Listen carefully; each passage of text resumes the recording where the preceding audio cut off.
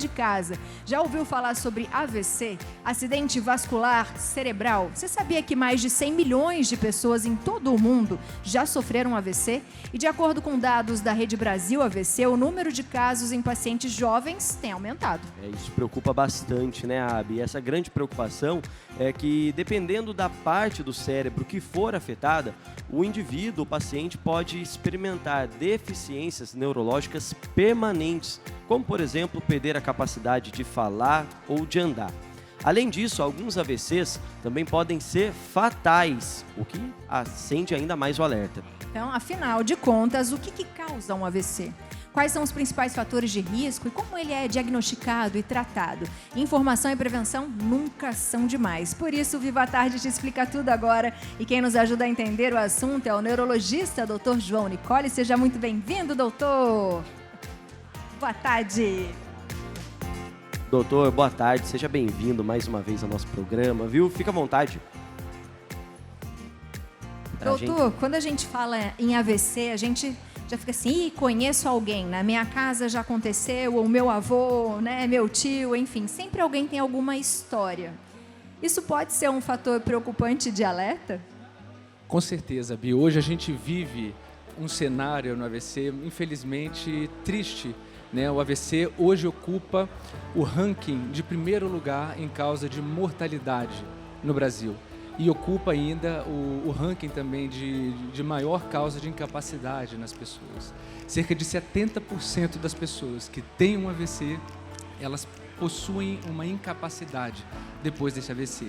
E dessas, 50% não vivem mais como viviam anteriormente, deixam o trabalho. E muitas vezes precisam de um familiar também largar o trabalho para cuidar dessas pessoas. Doutor, e a gente, né, quem está em casa, certamente já ouviu falar em algum momento, a Abi falou, né, de as pessoas conhecerem alguém que teve, mas ainda assim surgem alguns momentos dúvidas, né, mas como é que funciona esse problema, essa doença, o que acontece na minha cabeça? Então vamos explicar para o pessoal de casa como acontece esse acidente vascular cerebral. Existem dois tipos de AVC. Existe o AVC isquêmico, que é quando um trombo ele interrompe a circulação em uma determinada região do nosso cérebro e toda aquela região ela vai sofrer um processo de isquemia e morte com o passar do tempo, né? Em poucas horas, a morte desses neurônios. E existe o AVC hemorrágico, que é quando uma artéria rompe dentro do cérebro e extravasa sangue dentro do parênquima cerebral. O que pode causar um AVC, doutor? Os fatores de risco, Abi, são muitos e também são preveníveis. Cerca de 90% dos AVCs a gente consegue evitar se a gente cuidar de 10 fatores de risco. A pressão arterial é a principal delas. Cerca de 50% dos AVCs poderiam ser evitados se a gente tivesse um bom controle da pressão. No mundo, a gente estima que cerca de 1,2 bilhões de pessoas tenham hipertensão arterial.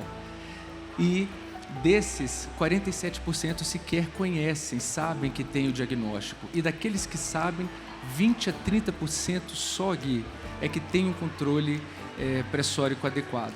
Né? Um outro fator de risco muito importante, o colesterol alto, a hipertrigliceridemia, né? O diabetes, cessar tabagismo, o cigarro e o consumo de álcool. Lembra daquela história de que uma dose de vinho, uma taça de vinho à noite fazia bem? Infelizmente, isso não é verdade. Não existe uma dose segura de álcool para o cérebro, né? E aí eu destaco também o tratamento das arritmias. E a principal arritmia, que é a fibrilação atrial, que é uma das principais causas de AVC no Brasil e no mundo.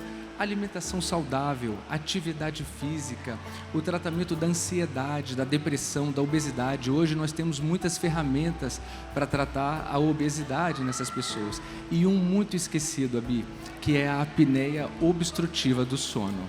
A apneia obstrutiva do sono, meus pacientes estão careca de saber, mas a gente precisa fazer educação sobre o tema, a gente precisa falar sobre isso. A apneia obstrutiva do sono, acabou de sair um estudo agora, recentemente, que acompanhou 1.700.000 pessoas. E o tratamento da apneia reduziu em 37% o índice de mortalidade por qualquer coisa e quase 60% o índice de mortalidade por doenças cardiovasculares, quer dizer, AVC, infarto e arritmias. Olha, relacionado, né, doutor? E, inclusive, ainda olhando para a questão de nomes, termos, é comum a gente escutar as pessoas quando vão falar de doenças ou de problemas relacionados ao nosso cérebro, às vezes fala, conheço alguém que teve um AVC, conheço alguém que teve um derrame, alguém que descobriu um aneurisma. Explica esses termos pra gente, como eles se relacionam, doutor. Existem alguns gargalos, né, quando a gente fala sobre AVC, e o nome é um deles, né? O derrame, acidente vascular cerebral, acidente vascular encefálico, em geral, eles falam dessa mesma coisa que a gente está conversando, que é o AVC isquêmico, hoje, como a gente padroniza, ou o AVC hemorrágico. O aneurisma é uma das causas de AVC hemorrágico, o trauma é uma das causas de AVC hemorrágico.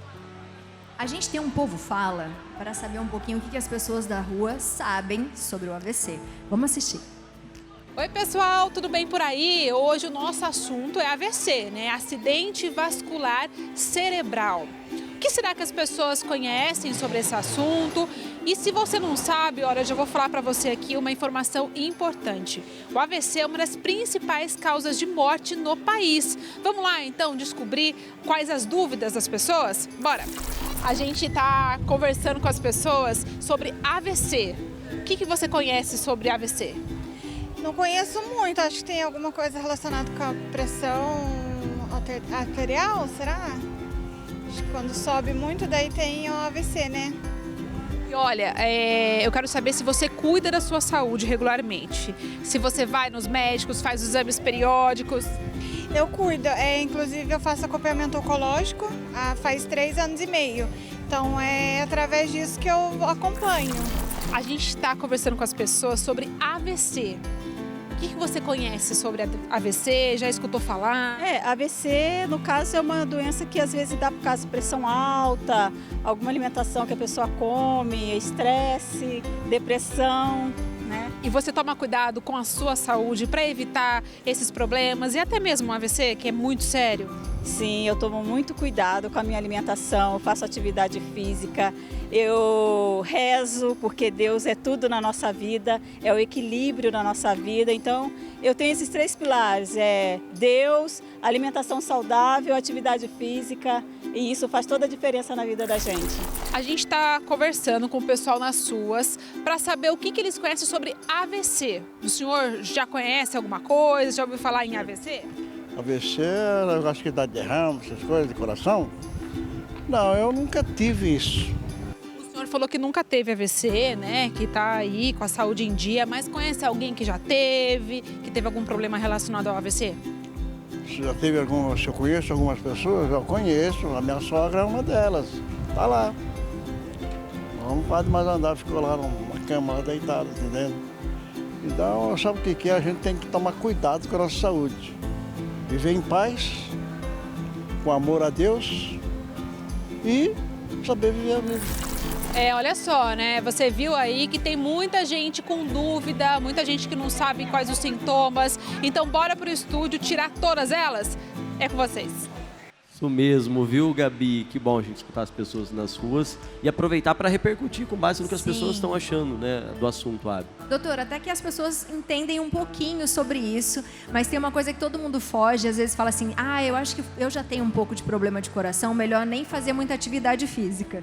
O que a gente pode falar sobre isso? Nossa, isso é maravilhoso, porque a atividade física, isoladamente, Abi, ela, quando feita de uma maneira regular e com moderada intensidade, ela tem a capacidade de reduzir de 10 a 30% o risco da pessoa desenvolver um AVC. Por quê?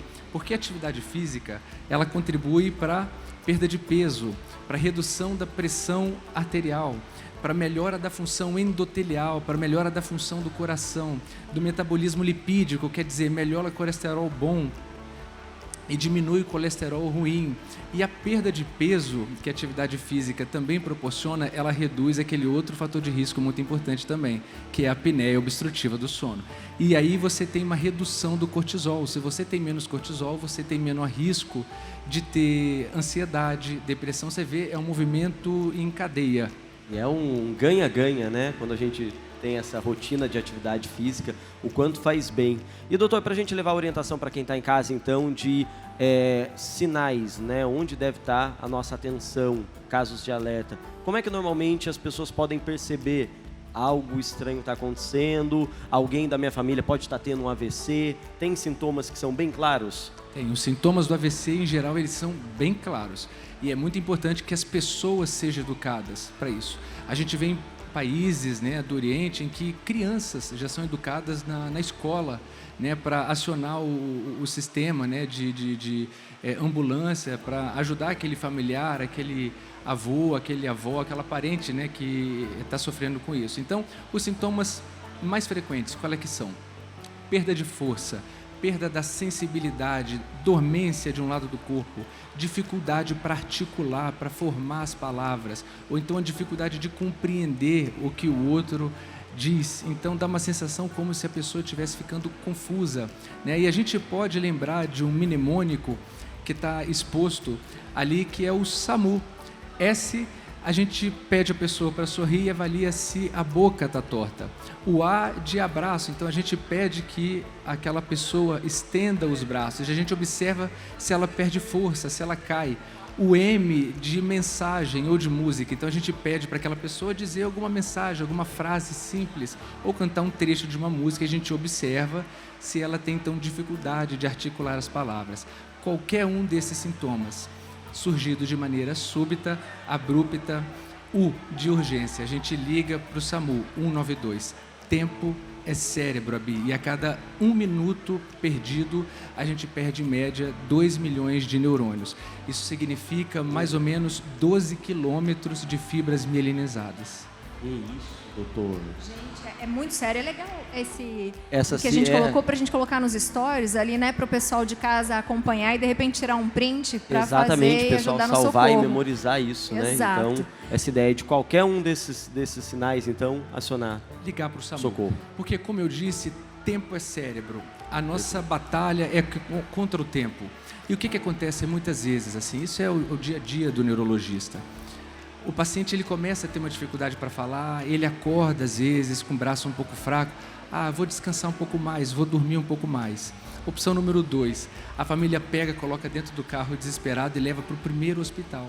Mas na grande maioria das vezes, esse hospital que está mais próximo à casa dele não está preparado para receber esses pacientes com AVC. E nesse movimento de leva para o carro, para um serviço assistencial, para uma UPA, e até ele ser referenciado no serviço preparado para o atendimento da AVC, a gente perde muito tempo. Lelê está aqui e parece que ela tem uma pergunta, é isso, Lê? Oi, Abi, tô aqui com a galera que está nos assistindo, então, ao vivo, aqui na tenda da Família dos Devotos. A Ana, que é de Pindamonhangaba, primeiro ano, eu gostaria de saber, você conhece alguém que teve AVC e qual a sua dúvida? Você tem uma dúvida para o doutor responder para a gente? Eu já trabalhei na área da saúde, então tem algumas pessoas que eu já vi tendo AVC. E assim, eu vi falar, não sei se é verdade ou se é mito, que quando a pessoa ela vomita durante o AVC, depois as sequelas são menores. Eu não sei se isso é verdade ou não. Olha só, então a gente vai descobrir isso agora ao vivo com o doutor. E aí, doutor, é verdade ou não? É um mito, isso não é verdade. Esse vômito, a êmese em jato que acontece, ela é característica daquele segundo tipo de AVC que eu disse, que é o AVC hemorrágico, que é um vômito não precedido de náusea, né? E, na verdade, ele sugere para a gente um prognóstico um pouco pior, porque o AVC hemorrágico ele tende a ser mais grave do que o AVC isquêmico. A gente não pode negligenciar o AVC isquêmico, mas o AVC hemorrágico, em geral, ele tem uma mortalidade mais alta, em torno de 40% a 50%. Já o AVC isquêmico, em locais referências para o tratamento do AVC, essa mortalidade é em torno de 15% a 20%, alta. Mas em hospitais que não são referências para o tratamento do AVC, essa mortalidade pode chegar em até 45%. Uou.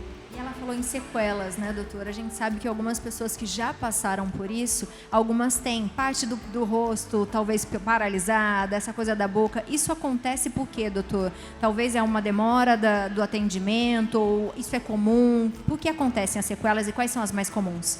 Quanto antes a gente recanalizar aquele vaso obstruído, melhor vai ser o prognóstico, né? Então, daquela pessoa. Então, menos sequelas aquela pessoa vai ter. Essas sequelas, elas acontecem justamente porque, à medida que o tempo vai passando e aquela região do cérebro sofre esse processo de isquemia, eu brinco que o nosso cérebro ele não fica sem duas coisas, oxigênio e glicose. Então, um trombo entope aquela artéria, aquela região que coordena a fala, a força do braço, a força da perna, ela deixa de ser vascularizada, ela deixa de ser nutrida e, com o tempo, ela vai morrendo. Olha só, por isso é importante, né? Então, essas orientações que o doutor está trazendo e a gente tirar dúvidas, né? Para conseguir levar boa informação para você. Então, parece que a Letícia tem mais perguntas vindo aqui da nossa plateia, né, Lê? Isso mesmo. Agora eu tô com o João. E o João tem quantos anos, João? 11. 11 anos, ele está prestando atenção aqui em tudo que o doutor está explicando. E qual que é a sua pergunta? Me conta. É se depois do AVC a pessoa pode voltar a praticar esportes normalmente. Olha, boa pergunta. E aí, doutor? João deve voltar a fazer atividade física. Como eu disse, a atividade física é uma excelente maneira da gente prevenir a recorrência do AVC. A gente consegue ter uma redução de até 30% daqueles indivíduos, né, que engajam em atividade física. Então, a gente já decidiu, né, Bi? Não tem conversa, a gente vai seguir o exemplo do Gui. Eu e você, a partir de hoje, a gente vai correr, vai fazer maratona, né? Exatamente. Generosidade do Não doutor. serão só 4 quilômetros, serão 9, 10 quilômetros. Mas é muito legal isso mesmo. E eu acho que a gente sempre fala isso, né? Que o exercício ajuda a prevenção de tantas doenças. Eu acho que a gente fica com essa preguiça que a gente não deve ter, né, doutor? É bem por aí. Quando a gente falou um pouquinho das pessoas mais jovens, e a gente sempre acha, né, que o AVC é algo que dá nas pessoas com uns 40 a mais, 50 a mais. O índice de jovens tendo AVC seria por quê, doutor?